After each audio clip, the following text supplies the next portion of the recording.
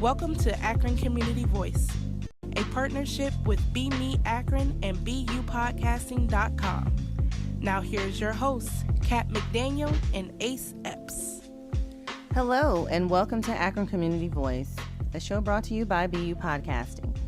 My name is Kat McDaniel, and we're back with another episode from Power and Community Podcast, NAACP Akron, with your hosts, Dr. Goggins and Judy Hill. Thank you very much, my sister. Thank you. And welcome to the NAACP Akron Power and Community Podcast, a podcast that is designed to focus on important issues and topics that affect our community here in the Akron, Ohio area. We believe that knowledge is power, and organized power is what makes change happen. So I am so glad to be here today as the president of the Akron NAACP, along with... Hi, I'm Dr. Lothardus Goggins II, the second vice president and education chair of the NAACP Akron. We will be your hosts as we discuss issues and strategies to make Akron a more just and better place to live, work, and play. Yeah, so this is our inaugural episode of the Power and Community Podcast. This is a podcast, as stated, that we're excited to do. It came out of an idea of how do we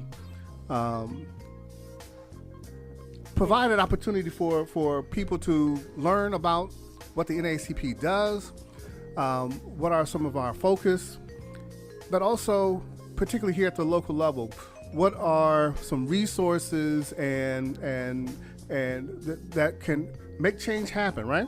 Exactly. We want to help everyone understand not just who we are, but what we have done in the Akron area and will continue to do as long as we have this footprint, as well as connections that we have to resources in our community. Yeah, so you talk about that footprint. The Akron NAACP has been around for quite some time. Absolutely, absolutely. We've celebrated our 100-year anniversary several years ago. The National NAACP started in 1909, and it bore out of an issue that brought people together because of the lynchings that were occurring in Springfield, Illinois. Individuals got together because they were sick and tired of being sick and tired. They were sick of all the lynchings, and people came together. And for the record, it was black, white, female, and male that came together and said, we have to do something. We as a community of individuals who have organizations that we represent, who have influence in those circles, we have to start to make a change. Okay, I'm going to be a little ornery here, but so you're saying that the origin of the NAACP was diverse? Extremely diverse. Inclusive? Extremely inclusive. And they were concerned about equity? Very concerned about equity. I know where you're going, my brother. You are so correct. Yeah, so, and we know there are a number of some of the founding members of the NAACP. Two that particularly come to mind, IDB Wells. Absolutely. And W.E.D. Du Bois. Absolutely. But there, like I said, it was a diverse group of folks, of persons that were concerned about the general welfare of people. They were concerned about the way in which American ideals weren't fully extended to all persons. Ideas and values. It's so interesting we throw that word around. We talk about what's important to us, and it's a value when it impacts you, but not when it comes to the entire community. And that's one of the things that NAACP stood for then and stands for now. We will always advocate for those values that are good and right and just, that are about us. Yeah. And you're saying that the Akron unit, the Akron branch of the NAACP was founded in 1917? No. Yes. 1917. Thank Yeah. you. Okay. Yeah.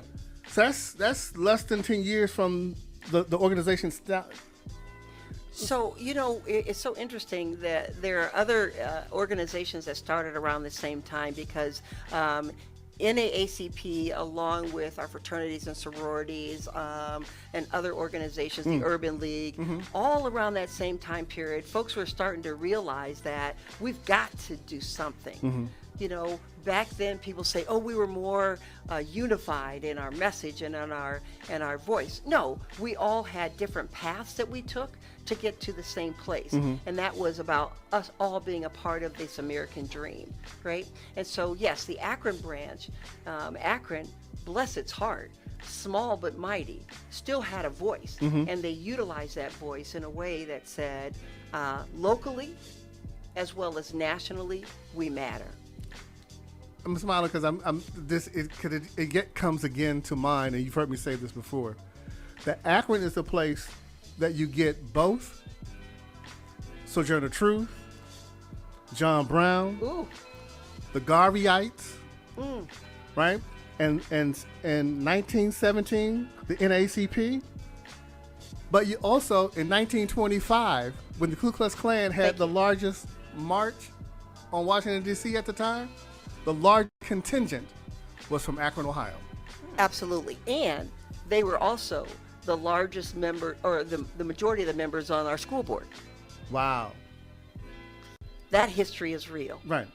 So Akron is this confluence Yes. of ideal and problems, right? Right. Yeah. And so the work of the NAACP has been fundamental from the very beginning of its origins, the very beginning of the 20th century, right?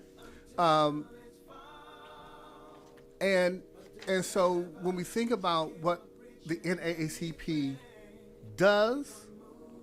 did, in the ways in which it matters, that in every significant way that we think about civil rights and the way the privileges and the things that we are experience. Absolutely. The NAACP has been at the center, advocating for of every advancement this country has made with our people. The NAACP has been a part of it. When we talk about education, we were there and still are there. When we talk about health equity, we have always been that partner, that advocate that makes sure that people are heard. I think it was back not maybe 10 years after the NAACP was formed that people realized that we had a legal advocacy platform, one that was strong enough and that people listened, because we had the ear of our presidential candidates, we had the ear of legislators, we had powerful people like W.E.B. Du Bois who would not sit down, who stood for that justice, what was good and right and just, Mary Churchill Terrell and others who just stood and made people listen.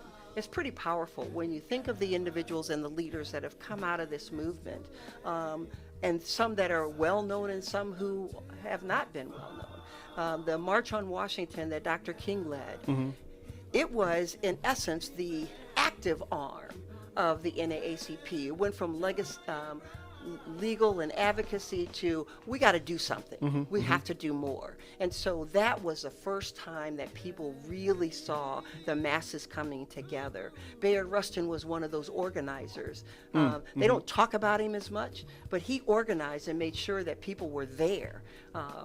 Same thing with some of the sisters who made sure that college students were engaged and a part of these initiatives. So I tell you, it's so broad and deep, the historical roots of the NAACP and the any successes that we have had as a people. Wow.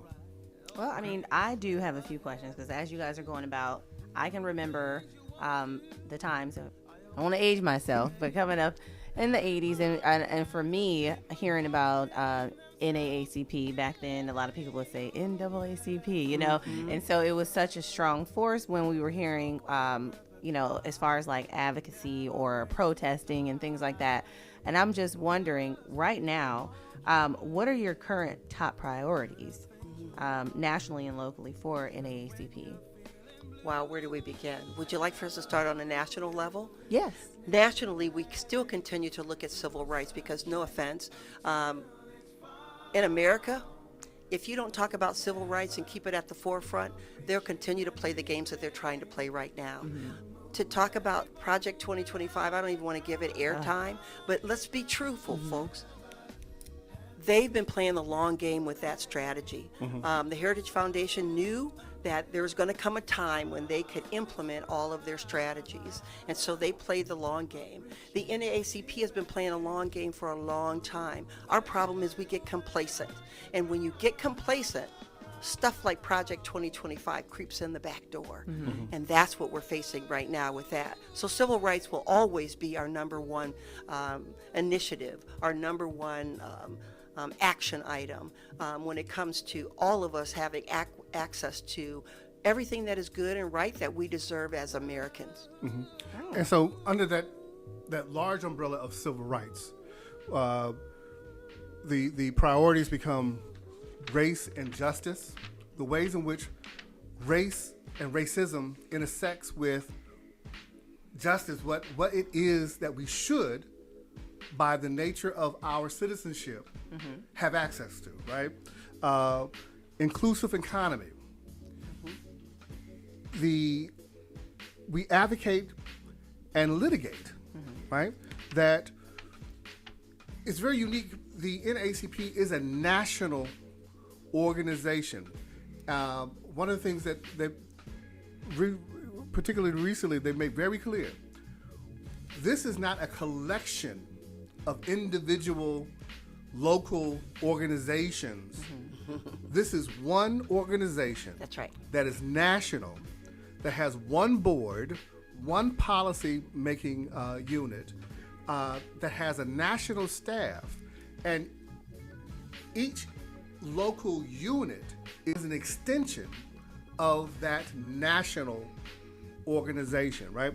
And so we advocate locally based upon these priorities.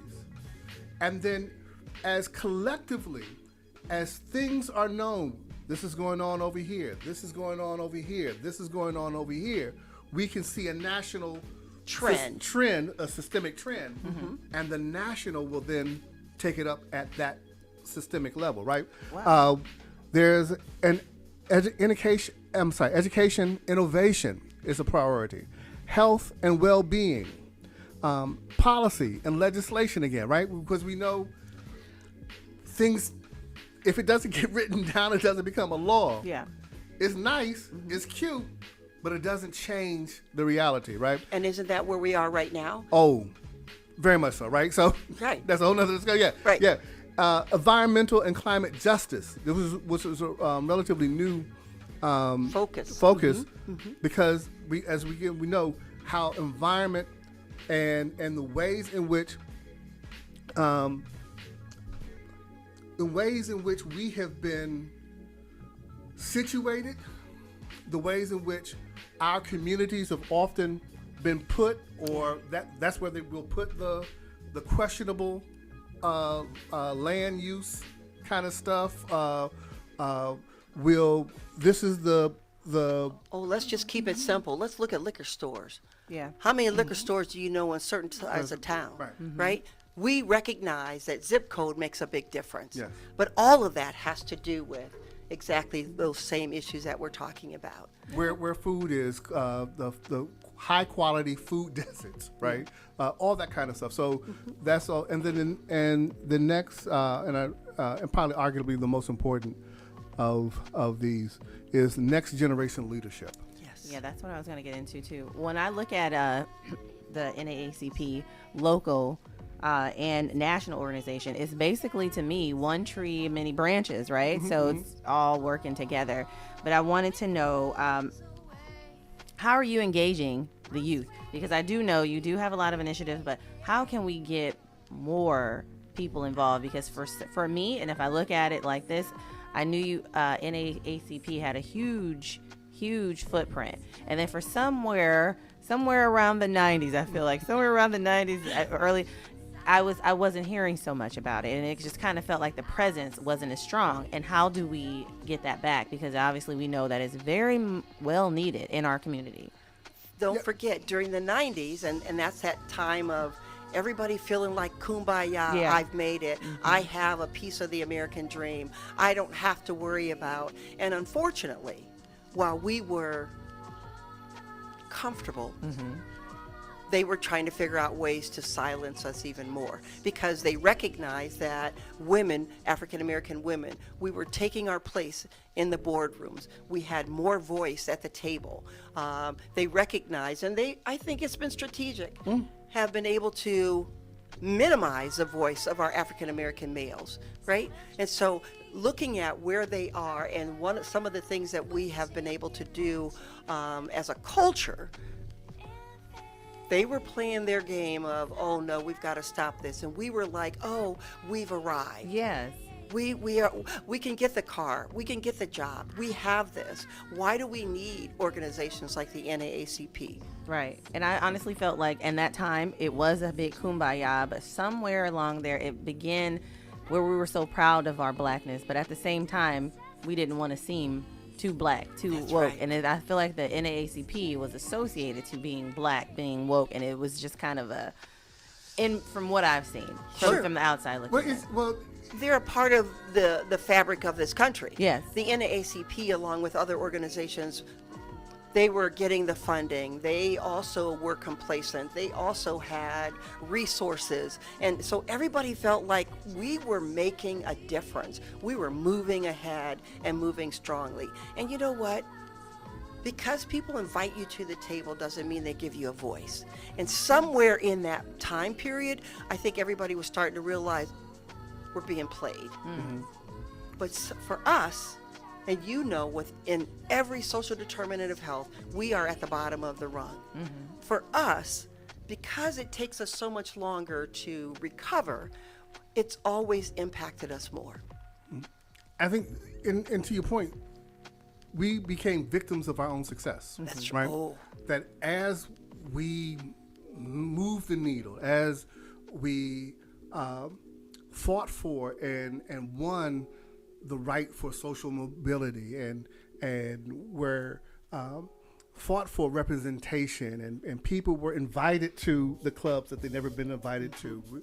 They were able to occupy certain executive positions that they otherwise would not have been able to. There becomes this, again, human tendency, right? That now that I'm here, I want to protect That's right. being here. And now that I'm here, here's the path of acceptability, and the acceptable politics kind of came into it. But at some point, you still, just because you're at the party doesn't mean you're invited to dance. Right. You know, and that became a part of it, right? And I think, and there was in some units for sure, and we see it even across in many of our, let's say, legacy institutions, right? Because the NAACP was founded right at the beginning of the 20th century, 1909, and so as people are coming into the 90s and we're thinking about the 21st century, these old organizations that did all this work back when my parents were around, or back when my grandparents were around, may not seem as relevant. Right, right. And particularly, truth be told, when we who were accustomed to being in leadership, accustomed to having the influence with the power brokers, we like that. And some may not have groomed or made it easy for that next generation to step up. And so they found their own way. They looked other places, and we suffer for it. And I think, and that's one of the reasons why, again, this particular initiative now of the next generation leadership, how do we find ways to connect, reconnect, make relevant? At a recent regional conference, I guess you can call it. Yeah, it was a regional conference. They talked about the importance of communications. the importance of how, because the NAACP, even when you say people kind of turned away from it, they found us. Yeah. When absolutely. when something happened, That's right. they found their way back to it, right? That's right.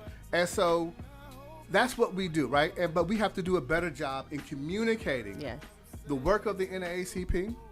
We have to do a better job in affirming the importance of the NAACP by what we have done and the efficacy Absolutely. of Absolutely. what was done, right?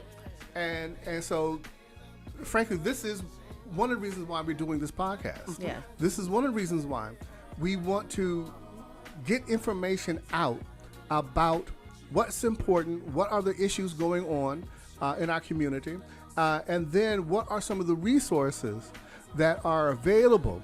As we stated, yes, knowledge is power, but organized knowledge, organized power makes changes, right? And so, yes, get aware, but get connected. And we'll be featuring organizations and providing resource links for people to get involved, get aware, get connected, and find ways to be effective. And one point I want to make, and this is, I think, part of the strength and yet one of the problems with the NAACP. We are an all-volunteer organization. NAACP is the only organization that I'm aware of that is still grassroots. Yeah. So when you have grassroots issues. You have grassroots workers. And so it calls us to just do the work. We're like the folks that pull that plow. We ain't talking about how hard it is. We get it done. Mm-hmm. And so we're going to continue to do that work. But now we need to do it in a more succinct way so that others understand. For sure.